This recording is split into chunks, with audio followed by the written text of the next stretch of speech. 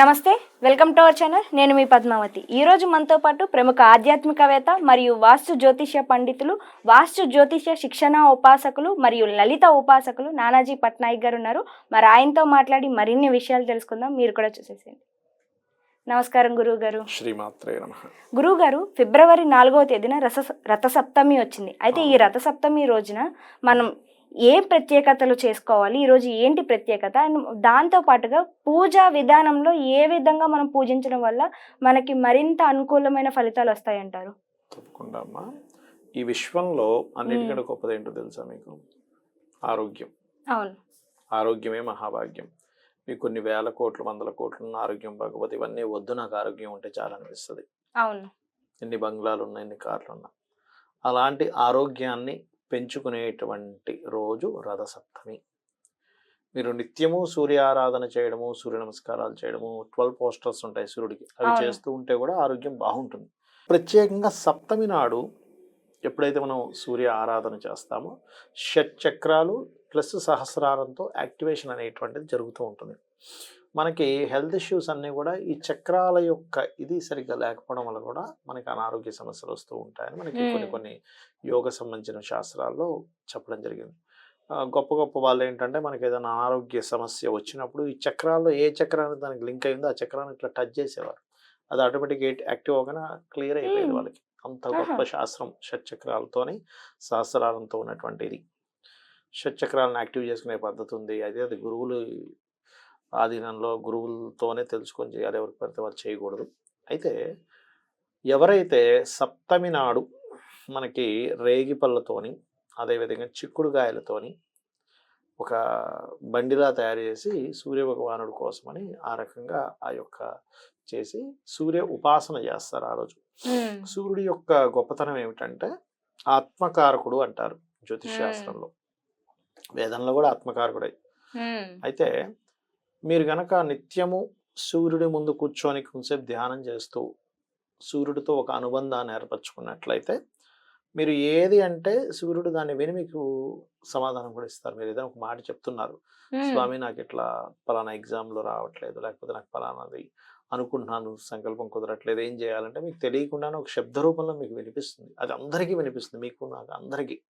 ఎందుకంటే అందరికీ ఆత్మకారకుడు ఒక్కడే ఆయన. అందరికి ఒకలాగే వెలుతురుని ఇస్తున్నాడు, అందరికి ఒకలాగే ఎండని ఇస్తున్నాడు, అన్నిటిని ఇస్తున్నాడు ఆయన. కాబట్టి అందరికీ ఒకటే. వీళ్ళకి కనిపిస్తాడంటే వీళ్ళకి కనిపించడం ఏం కాదు. కాకపోతే సూర్య భగవానుడి యొక్క స్థితిగతులు కనుక వాళ్ళ జన్మజాతకంలో బలంగా ఉంటే వాళ్ళకి కొంచెం తొందరగా ఎర్లీగా కనెక్ట్ అయ్యే ఛాన్సెస్ ఎక్కువగా ఉంటాయి. సూర్యుడు కొంచెం నీచంలో ఉన్నాడు, పాపకత్తెల్లో ఉన్నాడు అన్నప్పుడు అంటే ఆ ఎనర్జీ డౌన్లో ఉంది కాబట్టి కనెక్ట్ అవ్వడానికి వీళ్ళకి ఒక నెల రోజులు పడితే వీళ్ళకి ఒక 2-3 నెలలు పట్టచ్చు. అంతేగాని ఆత్మకారకుడు అందరిలోనే ఉన్నాడు ఆయన, అందరికీ ఆత్మకారకుడు ఆయనే కాబట్టి. సో సూర్య ఉపాసన ఫస్ట్ ఆఫ్ ఆల్ మనకి ఇచ్చేటువంటి ఫలితం ఏమిటి అంటే, ఉపాసన అంటే ఇక్కడ దానికి కూడా అర్థం చెప్తాను నేను మీకు. ఫలితం ఏమిటంటే పేరు ప్రఖ్యాతలు ఇస్తుందమ్మా. రెండవది సంతానహీనత ఉన్నటువంటి వారికి సంతానాన్ని కలిగింపజేస్తుంది. అన్నిటికంటే ప్రధానంగా ఆరోగ్యాన్ని ఇస్తున్నాడు సూర్య భగవానుడు. కంటికి సంబంధించిన జబ్బులు ఏమైనా చేస్తున్నాయి అనుకోండి, ఎవరికైనా ఇప్పుడు తొందరగా కళ్ళద్దాలు వస్తాయి కొంతమందికి, అది సైట్ వల్ల. కొంతమంది స్టైల్గా పెట్టుకుంటారు, బట్ కొంతమందికి సైట్ వల్ల వస్తూ ఉంటుంది, ఏజ్ వల్ల వస్తూ ఉంటుంది. వాళ్ళు కనుక చక్షుష ఉపనిషత్తు అని ఉంటుంది, చాక్షుష ఉపనిషత్తు. ఇది ప్రూవెన్ కాన్సెప్ట్. నాకు తెలిసిన చాలా మందికి కళ్ళు కొంచెం బ్లర్ అవుతున్నాయి, అయ్యో నేను ఇప్పుడు కళ్ళద్దాలు తీసుకోవాలా లేకపోతే ఏమిటి, ఏ మెడిసిన్ వాడాలనుకునేటువంటి వారికి నేను చెప్పినటువంటి ఇది దీనివల్ల అందరికీ కూడా 100 out of 100% పీపుల్కి చక్ష ఉపనిషత్తు కనుక వాళ్ళు చదువుకొని రోజు సూర్య భగవానుడి దగ్గర ధ్యానం చేసుకున్న వాళ్ళకి నార్మల్ అయిపోయాయి ఐస్. ఎందుకంటే ఇది వేదంలో ఉన్నటువంటి విషయం. మనం ఏదో మనం అంత శక్తి కూడా మనకు లేదు, సూర్యుడి వల్ల వస్తుంది తెలుసుకునేంత శక్తి. కాబట్టి చక్ష ఉపనిషత్తు చేయడం వల్ల కళ్ళకి సంబంధించిన దోషాలు పోతాయి, చర్మ సంబంధించిన దోషాలు కూడా సూర్య ఉపాసన వల్లే పోతాయని చెప్పి మనకి మహాభారతం చెప్తుంది. ఎందుకంటే కృష్ణుడిలాగే పుత్రుడు ఉంటాడు, సేమ్ యాజ్ ఇట్ ఈస్ అదే రూపంతో. ఆ యొక్క పుత్రుడు ఏంటంటే అందరినీ ఏడిపిస్తూ ఉంటాడు సరదాగా, కృష్ణుడిలాగే గెటప్ వేసుకోవడం. అయ్యో కృష్ణుడు వచ్చాడని అందరం చుట్టూ ముగిద్దరు కృష్ణుడు కాదన్నాం. అవును, విన్నాం దీని గురించి, కథ కూడా ఉంటుంది. అప్పుడు నారదుడు అతనికి శపిస్తాడు, నువ్వు ఇట్లా ఇది చేస్తున్నావు కదా అన్నప్పుడు కృష్ణుడి దగ్గరికి వెళ్తాడు ఆయన.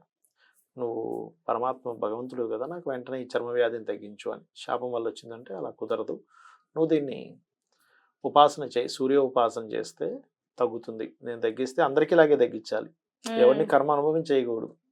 ఏముంది అందరూ కృష్ణుడికి పూజించి నా కర్మను తీసేసాయంటే అయిపోతుంది కదా. అవును. కాబట్టి అలా కాదు, నీ అంతటా నువ్వు తగ్గించుకోవాలన్నప్పుడు మన భూమి మీద ఇప్పటికే ఉన్నాయి ఆయన పెట్టినటువంటి సూర్య ఆలయాలు. అవును. ఆ రకంగా కొన్ని సూర్యాలయాలు ఆయన ప్రతిష్ఠించడము, సూర్య ఉపాసన 6 సంవత్సరాలు చేశాడు.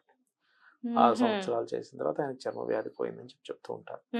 ఆ రకంగా సూర్య ఉపాసన ఇన్ని రకాల ఉపయోగాలు ఉంటాయి దానివల్ల. మరి ఉపాసన అని చెప్తున్నారంటే ఏంటి దాని అర్థం? ఉపాసన అంటే దగ్గరగా ఉండడం. అంటే మీరు పూజా విధానంలో కూడా చాలా మంది ఏంటంటే కొన్ని తప్పిదాలు చేస్తుంటారు. అందుకే వాళ్ళు చేసేటువంటి పూజలో ఫలితాలు రావు. కారణం ఏమిటంటే, ఒకటి, మీరు ఏదైనా ఒక పూజ చేస్తున్నారు అనుకోండి అమ్మ, పంచోపచార పూజ అనుకుందాం కాసేపు. పంచోపచార పూజలో గంధం, పుష్పం, ధూపం, దీపం, నైవేద్యం. ఫస్ట్ మీరు ఇవి ఇస్తున్నటువంటి భగవంతుడు తీసుకోవాలి. తీసుకోడు, తెలుసా మీకు? అందరూ చేస్తుంటారు కానీ తీసుకోడు. ఎందుకు తీసుకోడు అంటే, ఫలాపేక్ష రహితంగా ఎవరైతే నాకు సమర్పిస్తున్నారో వాటిని మాత్రమే నేను ప్రీతిగా స్వీకరిస్తున్నాను అన్నాడు. ఫలాపేక్ష రహితంగా అంటే ఫలమేమీ ఆశించకుండా. అంటే చిన్న ఎగ్జాంపుల్ చెప్తా చూడండి. ఇప్పుడు మీరు ఉన్నారు, మీరు ఏదైనా మీ ఫ్రెండ్ ఇంటికి వెళ్ళారు. ఆవిడ ఏం చేసింది, మీకు టీ ఇస్తూ, నేను నీకు టీ ఎందుకు ఇస్తున్నానో తెలుసా, నువ్వు రేపు పొద్దున నాకు ఎప్పుడైనా ఉపయోగపడతావని, లేకపోతే నువ్వు నాకు హెల్ప్ చేయాలి కాబట్టి నీకు ఈ టీ ఇస్తున్నా అంటే మీరు అసలు ఆ టీ తీసుకుంటారా? తీసుకోం కదా. ఏమిటిది అంటే, మన ఇద్దరి మధ్య ఫ్రెండ్షిప్ లేదా, నువ్వు నాకు ఫ్రెండ్ కాదా అంటే, అందుకే నువ్వు నాకు టీ ఇస్తున్నావా, నువ్వు ఫ్రెండ్లీగాను ప్రేమగాను ఇవ్వట్లేదా అని ఉంటుంది. అవును. అవునా? అలాగే భగవంతుడు ఆయన ఎవ్రీథింగ్ మనం చూసుకుంటున్నందుకు కృతజ్ఞతాభావంతో ఇవ్వాలి.